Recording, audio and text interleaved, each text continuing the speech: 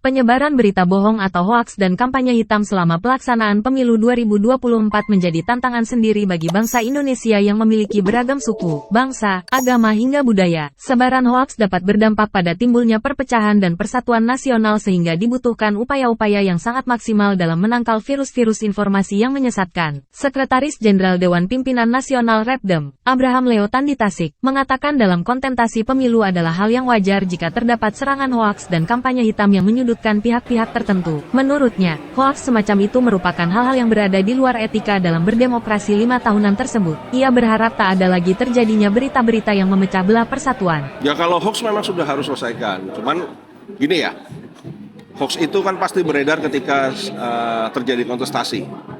Kontestasi itu biasa, tiba-tiba ada hoaks, itu buat kita hal yang biasa walaupun itu di luar etika. Sekali lagi kalau saya menyebutnya di luar etika, maka hoax ini memang, ya ini kontestasi sudah lewat lah. Pemilu 2024, hari pencoblosan sudah lewat, maka hal-hal seperti itu ya saya kira juga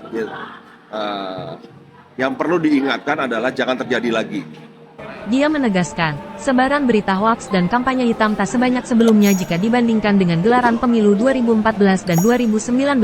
Di periode tersebut, sebarannya virus informasi itu dapat dikatakan masih tersebar bebas sehingga banyak masyarakat terhasut dan menjadi korbannya. Aku kira kemarin tidak hoaxnya nggak separah yang 2014-2019 ya. Kalau itu kan parah banget. Kalau yang tahun ini aku lihat udah hoaxnya sudah jauh menurun. Sangat jauh menurun. Repdem menilai, segala bentuk informasi yang bersifat hoaks selayaknya harus dibuktikan sehingga dengan cara tersebut masyarakat dapat memilah mana informasi yang benar dan tidak benar. Yang melakukan itu juga harus bisa membuktikan bahwa apa yang disebutkan itu benar. Nah, saya udah kemarin tuh udah ada satu lah, misalnya ada satu kasus kemudian sudah dihentikan. Oke, saya kira tuh berarti di belakang itu semua sudah terkondisikan, sudah damai, sudah selesai, soalannya sudah selesai. Nah, hanya kita kemudian berharap ke depan yang namanya potensi hoax khususnya SARA itu jangan sampai terjadi lagi. Ya, itu yang kita hindari. Di sisi lain, usai gelaran pemilu 2024, para kandidat yang berkontestasi saat ini sedang menempuh jalur konstitusi, yakni melakukan gugatan melalui Mahkamah Konstitusi dalam rangka menyelesaikan sengketa pemilu. Menurutnya, upaya tersebut merupakan upaya langkah hukum yang sebagaimana mestinya. Saya kira kan hari ini semua menempuh jalur di konstitusi, melalui Mahkamah Konstitusi. Ya itu memang jalurnya kan pintunya di sana. Yang kedua adalah pintu melalui DPR RI. Ya kan, jadi hari ini kan yang kita perhatikan adalah MK, yang ini masih bergulir sampai setelah Lebaran. Kemudian nanti ada lagi, saya nggak tahu apakah hak angket ini akan benar-benar terjadi atau tidak. Tetapi itu adalah koridor yang memang koridor konstitusi, sehingga kita hormati. Ya kan? Kalau koridor itu pasti koridor konstitusi, saya kira kita hormati sama-sama. Kendati demikian, AB menilai perlunya langkah untuk membangun rekonsiliasi nasional sebagai bangsa besar yang semakin dewasa dalam menjalankan prinsip-prinsip demokrasi sebuah bangsa. Secara historis, bangsa Indonesia telah teruji dalam mewujudkan rekonsiliasi setelah kontestasi politik pada pemilu. Saya kira gini ya, 2019 lah kita ambil contoh. 2019 itu adalah puncak kedewasaan politik. Ya kan? Di mana tahun 2019 itu sangat cepat. Hanya butuh berapa bulan waktu itu ya? 2 bulan. Hanya 2 bulan itu sudah bisa rekonsiliasi nasional, sudah bisa makan sama-sama.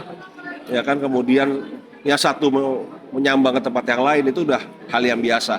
Saya kira dalam politik itu hal yang biasa ketika semangatnya. Yang harus diingat satu, founding fathers kita itu sekonflik-konfliknya di parlemen, sekonflik-konfliknya di dalam kabinet. Di luar sidang kabinet mereka bisa bersama-sama. Ya ini kepentingan bangsa yang kita. Ya rekonsiliasi itu bisa. Oh ya, dari faktor historis. Itu kan dicontohkan. Kurang dahsyat apa kelompok yang Natsir misalnya dan kelompok PNI.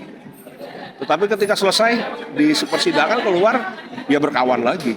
Di sisi lain, beberapa partai politik seperti Nasdem, PKS bahkan P3 secara terbuka telah memberikan ucapan selamat kepada pasangan atau kandidat Capres dan Cawapres yang memenangkan kontestasi pemilu 2024. Menurutnya, hal tersebut merupakan hal yang wajar dan biasa dalam demokrasi. Oh ya, itu hal yang biasa kok.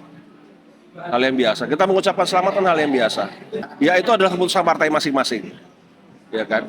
Keputusan partai yang kemudian mengucapkan selamat, tetapi kan juga di MK-nya masih jalan. Ya kan. Bahkan kemudian apakah nanti akan ada yang tadi saya bilang ada jalur konstitusi yang akan ditempuh.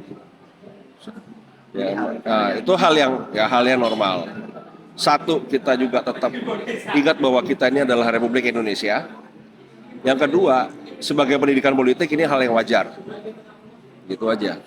Ia pun berharap perlunya menjaga kondusivitas sehingga upaya hukum melalui jalur konstitusi adalah langkah yang tepat sehingga tentunya para kader partai akan taat kepada perintah partai dalam menjaga dan mengawal konstitusi.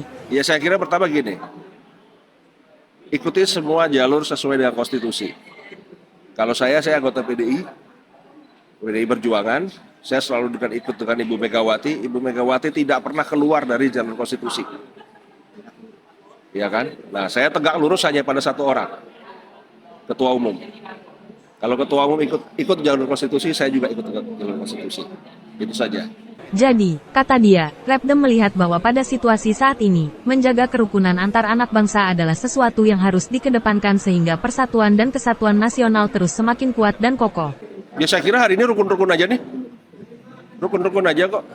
Yang masih ribut kan di elit. Di bawahnya saya kira orang udah biasa-biasa aja. Ributnya ntar, aku malah khawatirnya kalau ributnya antrian beras. Kalau soal yang kemarin aku kira di bawah di grassroots udah tenang, ya kan? Abe pun turut mengapresiasi langkah aparat dalam mengawal dinamika pesta demokrasi 5 tahun ini secara maksimal sehingga kontestasi pemilu 2024 ini dapat berjalan secara sukses tanpa ada hambatan dan gangguan keamanan secara menyeluruh. Ya, proses kemarin dengan segala dinamikanya.